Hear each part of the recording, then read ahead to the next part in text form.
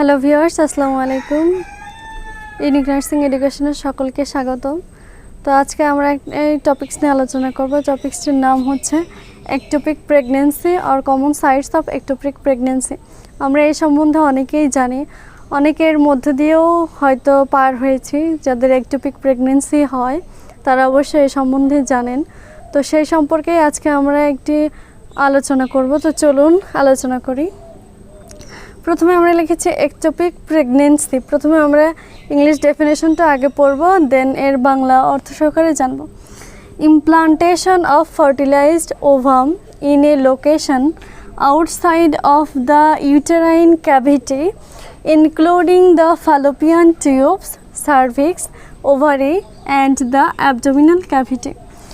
অর্থাৎ এখানে লেখা আছে যে ইমপ্লান্টেশন অফ ফার্টিলাইজড ওভাম, যখন ওভামটা ফার্টিলাইজড হয় in a location outside of the uterine cavity, অর্থাৎ ইউটেরাইন ক্যাভিটির আউটসাইড আলাদা জায়গায়, যেখানে আমাদের ওভামটা ফার্টিলাইজড হওয়ার কথা ইউটেরাসে, সেখানে ইউটেরাসে না হয়ে যখন আউটসাইড কোনো টিউবের মধ্যে হয় সে সম্পর্কে এখানে লেখা রয়েছে, তখন আমরা তাকে একটোপিক প্রেগনেন্সি বলবো। এর মধ্যে কোন কোনগুলো থাকতে পারে? ইনক্লুডিং, এর মধ্যে অবস্থান করে fallopian tubes, cervix, ovary and the abdominal cavity.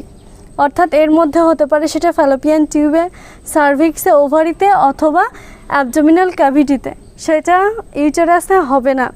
যদি আমরা এক কথাই বলি, আমাদের গর্ভধারণে যে ফার্টিলাইজড ওভামটা হয়, যে একটা বাচ্চা গ্রো করে, সেটা হচ্ছে ইউটেরাসে। যদি সেটা ইউটেরাসে না হয়ে অন্য কোনো জায়গায় ডেভেলপ হয়, গ্রো হয়, তখন তাকে আমরা বলবো একটোপিক প্রেগনেন্সি। চলুন আমরা জানি common sites of ectopic pregnancy, অর্থাৎ এই প্রেগনেন্সিটা যে হয় সেটা কোন কোন সাইটসে হতে পারে এবং সেটার কত পার্সেন্টেজ হয়, এর মধ্যে কোনটা মোস্ট। অর্থাৎ Fallopian tubes are the most common, অর্থাৎ বেশিরভাগ একটোপিক প্রেগনেন্সিটা হয় কোথায়? ফ্যালোপিয়ান টিউবে। তো ফ্যালোপিয়ান টিউবের মধ্যে আবার কিছু ভাগ আছে, আমরা অবশ্যই চিত্র সহকারে যখন বই সামনে নিয়ে পড়বো অবশ্যই তখন দেখব যে ফ্যালোপিয়ান টিউব রয়েছে, তার সাইডে রয়েছে অ্যাম্পুলা, ইদমাস, ফিমব্রিয়া, ইন্টারট্রিশিয়াল, অর্থাৎ এইসব সাইডগুলোতেও একটোপিক প্রেগনেন্সি হয়, কিন্তু সেটা কত পার্সেন্ট? তো অ্যাম্পুলাতে হয় 80%, অর্থাৎ বেশিরভাগ একটোপিক প্রেগনেন্সি অ্যাম্পুলাতে বেশি হয়, সেটা হয় 80%।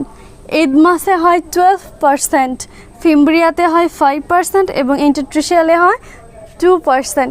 অর্থাৎ একটি ফ্যালোপিয়ান টিউবের সাইড বাই সাইডে যেগুলো রয়েছে, ধরেন ফিমব্রিয়া, ইন্টারট্রিশিয়াল, ইদমাস, এই সকল জায়গাতে একটোপিক প্রেগনেন্সি হয়ে থাকে, তার পার্সেন্টেজ সহ আমরা উল্লেখ করেছি। দেন সেকেন্ড হতে পারে সেটা ওভারিতে, সেটা কত পার্সেন্ট হয়? 0.2%, অর্থাৎ ওভারিতেও একটোপিক প্রেগনেন্সি হয়, সেটা হয় 0.2%। তারপরে হয় অ্যাবডোমিনাল ক্যাভিটিতে 1.4%, সার্ভিক্সে হয় 0.2% এবং ব্রড লিগামেন্ট। অর্থাৎ এই কোশ্চেনটা যদি এমনও আসে যে definition of ectopic pregnancy and common sites of ectopic pregnancy, তো অনেকেই আমরা আছি যে হয়তো ডেফিনেশনটা পড়া আছে কিন্তু আমার কমন সাইটসগুলো জানা নেই। কিন্তু একটা জিনিস যদি আমরা লক্ষ্য করি যে একটোপিক প্রেগনেন্সিতে যখন আমরা ডেফিনেশনটা লিখেছি, এখানেই কিন্তু অনেকগুলো পয়েন্ট রয়েছে, যেমন ইউটেরাইন ক্যাভিটি ইনক্লুডিং, এর দেন তারপরেরটুকু fallopian tube, cervix, ovary and abdominal cavity. এখানে কিন্তু 4-5টা পয়েন্ট আমাদের ইনক্লুড করা আছে।